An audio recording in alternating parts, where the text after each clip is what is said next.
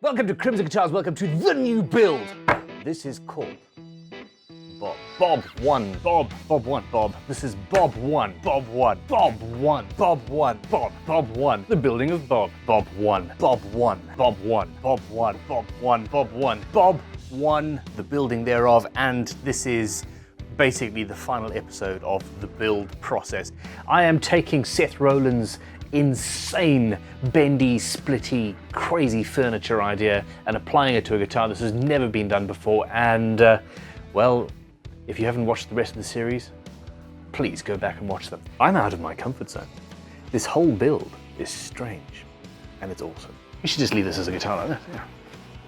Twiddle twiddle. No? All I want to do is slice up the body. But like you, I'm gonna have to wait for that. The entire project could die at this point. I am both incredibly excited and totally bricking it right now. Everything should work out all right. I hope. That's enough of that. Let's get started. Too warm. What I'm going to do is I'm going to build an entire guitar, apart from the fretboard, out of this one piece of wood.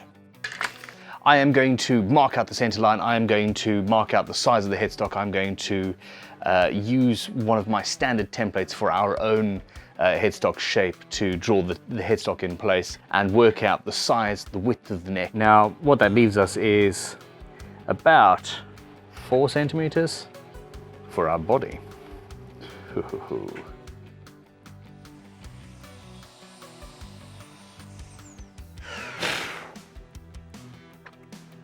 I just need to make that a little bit wider.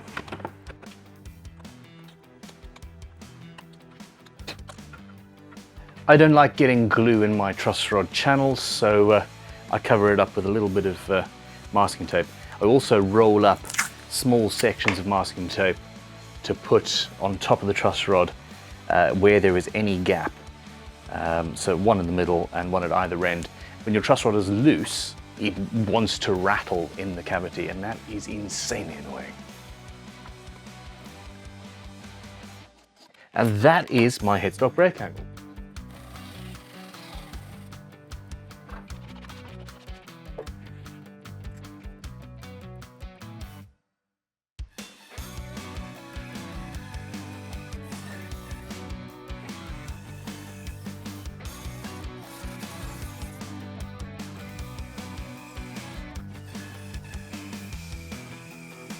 I wasn't worried. I wasn't worried at all. And it snapped in half. What I need to do is finalize the actual outline of the neck. And basically I'm going to route not very deep, but I'm going to route just a little bit all the way along. I also need to finalize a break angle, and this is something that a lot of people worry about. It's not so bad when you're actually working it out on the instrument. However, this is not a traditional guitar.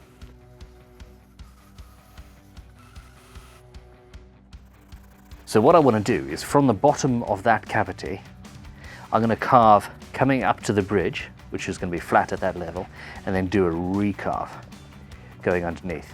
And it's just going to have a flowing sort of feel. And I also need a curve. And yeah, it should look good. So what I need to do now is tuners. A very good drill bit is absolutely essential. Well, they're all pretty much perfectly straight through. Now what I need to do is actually finalize where I'm going to make the cuts on this body. Fun times.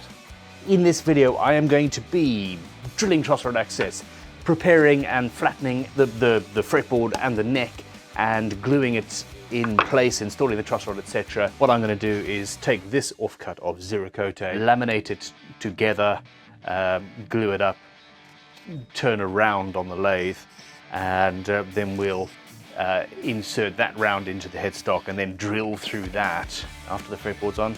A little risky, but hey, what can you do?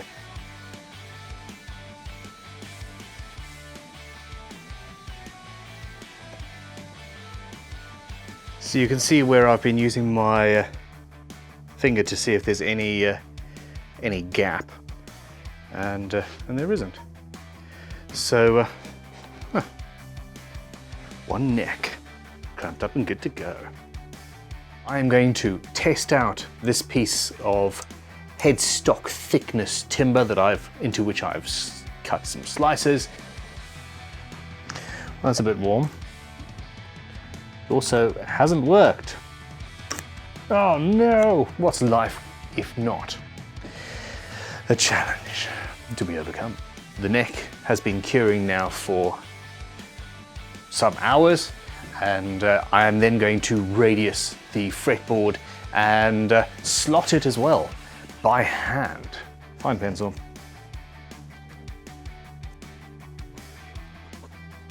We set the depth that we wanted to cut to using the high-tech medium of masking tape.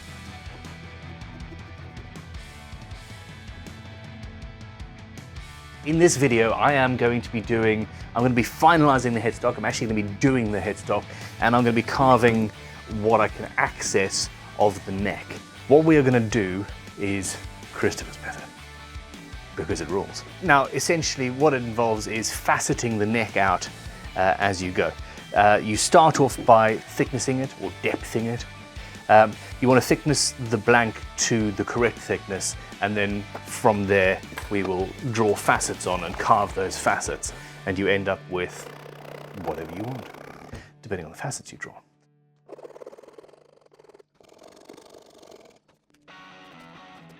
The point of no return. We are going to yin and yang this. There we go. And all of this done using 6mm dots. What do you think? These are tinsy, tiny little things. So I need to find a little piece of veneer, glue all of the dots down on the veneer, and then I'll use that as a substrate and I'll cut through the whole thing. Now, what I'm doing now is an old engineer's trick. They use something called engineer's blue, which is where you basically coat a piece of steel in ink and then you scribe through steel or brass. And we're doing that using good old Sharpie. That makes it so much easier to be precise and to see exactly what's happening. Moving forward from there, I'm very carefully filing and shaping to fit the hole. Super glue, inlay, dust, water thin super glue.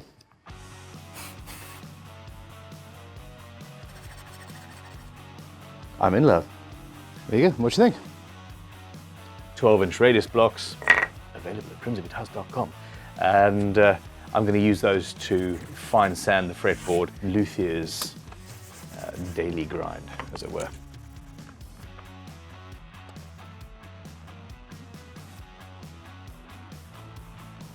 Next up, I cut the fret wire to length.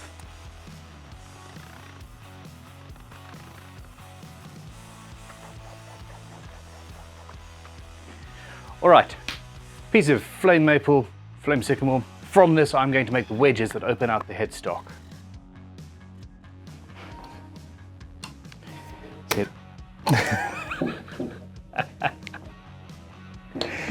Oh my gosh. There we go. This is what I'm dealing with. Idiocy. Okay.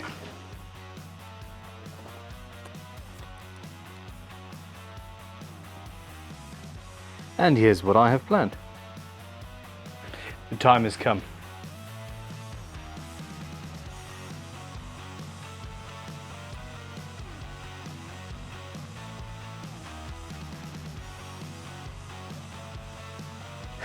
For now, this is where we're at.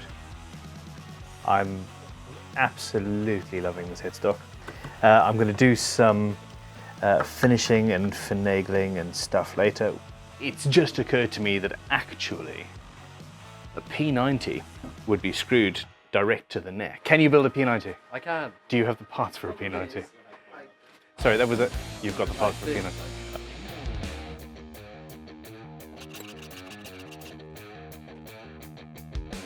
All right, I've set up the bandsaw, the site of my triumph or my doom.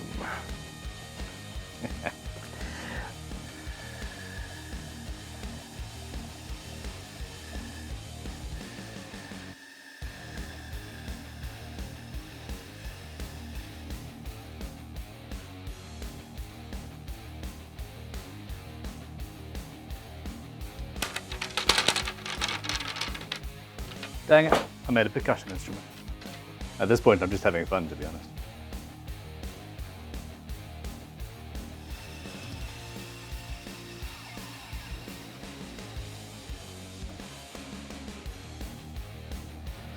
It wants to be a V.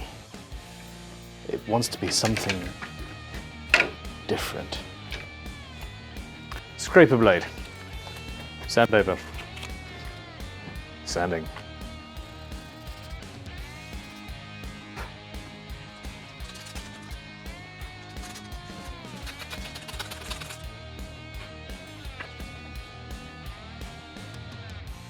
I've made a percussion instrument. Every time I manipulate this, it has to be on camera now, just in case I destroy it. So I'm going to make some wedges out of flame maple. That's wedge shaped. I much prefer blending with the grain.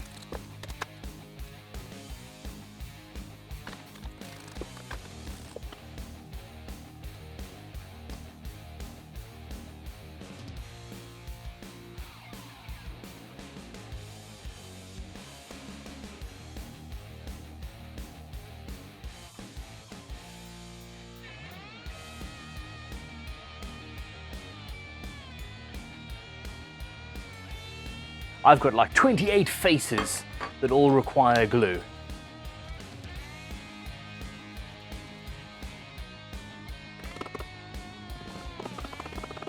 I'm all coffeeed up, and the glue, it has dried. Nothing broke.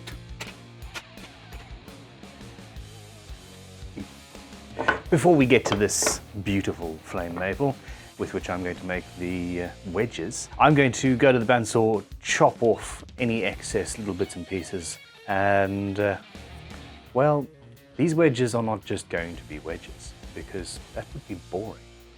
If you look at this fantastic instrument, by dint of making all of these cuts, it bends. And well, I'm gonna have to put an angle in here somewhere. I'm going to choose an angle and chop them at angles, give me a strip, and then from there I can make the wedges.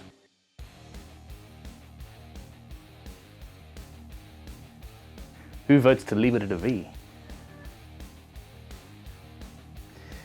Does need to be clamped up first. Absolutely. Let's go.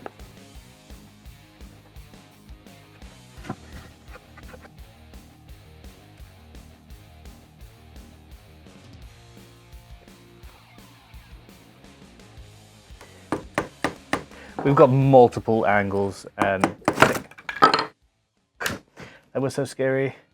I didn't swear, nobody heard that. Poop. Poopy poop. And then more poop.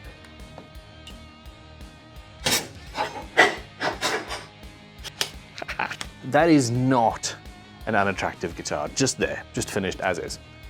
Really good. I'm going to try and do something cool though. It's not a bad shape. It's just not the one I wanted.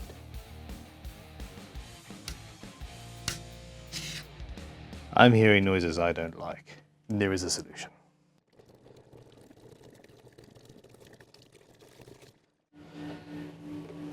Shit. I swore. Shh. Don't tell James. I'm thinking about, thank you. I'm wondering about cooking it, to a certain extent. This was not the plan, but it's going according to a plan now.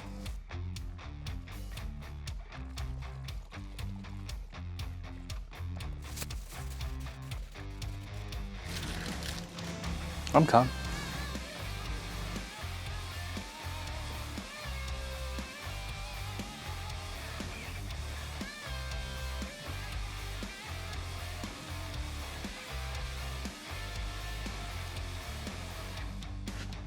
Okay. So, what do you think?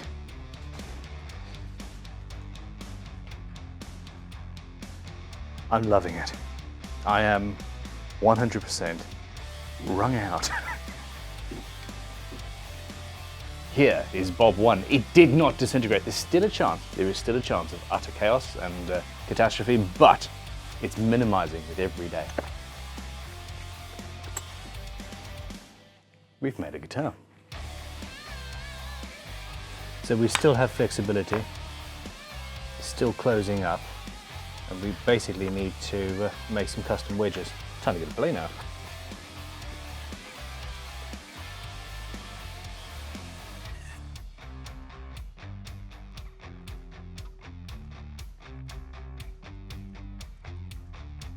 I'm gonna get this glued up.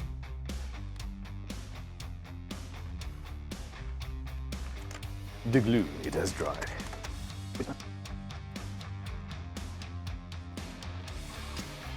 What do you think? A bit ugly, no? No, no, it's beautiful. Potentially beautiful. I'm gonna bandsaw these sections away now.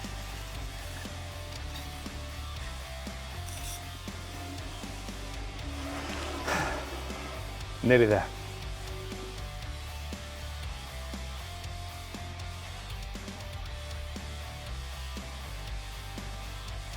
I'm going to declamp all of this, finalize the outline of the guitar, carve it, fine sand it, and basically prepare it for finish.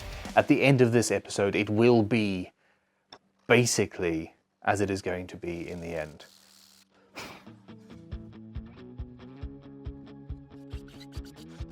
But before then, side dots. Little abalone dots.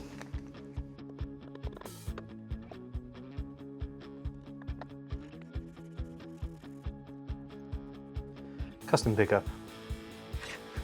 What I'm thinking. I love that.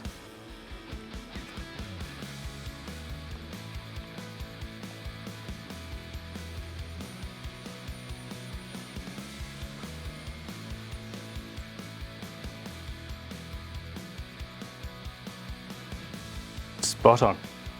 In this episode, I am going to finalize the bridge, how the bridge is installed. I am going to finalize the wiring, the electronics.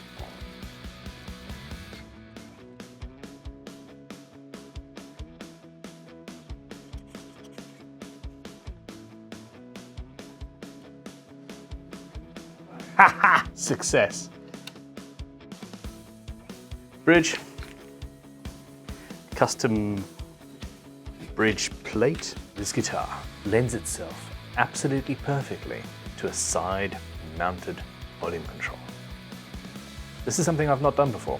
All I need to do is make some sort of a control knob. I'm going to hand apply shellac before it goes off to be sprayed, and the end result should be pleasing. I've been building this insane guitar. It has never been done before, and today I'm putting it together. First of all, we use the notched straight edge to check how level the fretboard is. You can read it and then adjust the truss rod accordingly. Always use the fret rocker. Essentially, it shows you if you have a high fret or a low fret by rocking on 3 frets. Next over, you want to round over and polish the fret ends. You will need a fret end dressing file, fret rubbers, maybe a micro abrasive or a diamond plate, etc. to do this. Step 4 is to mask off the fretboard. A couple of layers of masking tape is fine. Prior to leveling the frets, you need to use a Sharpie or a permanent marker to add some pigment to the top of the frets so you can see what you're doing. Step 5 is to level the frets. Simple. Let's move on. So yeah, this is the most important part of the job. I am personally moving on to using leveling beams rather than leveling files, and yeah, it's been a long process. I used to prefer files because that's what I learned with, but beams are a lot more flexible. i.e. you can have a whole bunch of different grits. Level the frets, check what you're doing with the fret rocker. Again, you do not want to get to the end when you've polished everything and you've realized that you've got a high or a low fret somewhere. Move on then to using a crowning file to bevel over the edges of the frets. What you want is a strip, a thin strip right down the center of the fret. That is your intonation point. Once you have done that, it's on to polishing, rounding over, etc. Once you have got those sides polished, move on to fret rubbers and stroke or abrasives. So 400, 600, 800 grit, wet and dry paper or cloth backed abrasives. Double check with your fret rocker. Again, if you are happy that everything is flat and wonderful, remove the tape, string her up and enjoy. In this video, I am going to cut a nut blank down to size, shape it, slot it, fit it, all of that jazz. I'm going to install the tuners, the bridge, the pickup, the electronics, the volume control. I'm going to have to make a custom control knob and string her up and play her for the first time. Yeah. Oh, this feels good. All right. Let me know what you think in the comments, Em.